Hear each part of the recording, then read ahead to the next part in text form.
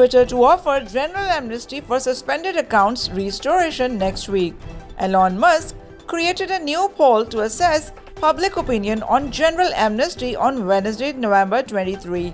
Now that people have voted to reinstate some banned accounts, the Twitter chief is going to provide general amnesty to suspended accounts starting next week. Should Twitter offer a general amnesty to suspended accounts provided that they have not broken the law or engaged in egregious spam? Elon Musk asked in a tweet with either yes or no. For different news, please subscribe iNews 365 and click on all notification bell to get every news instantly to get yourself updated.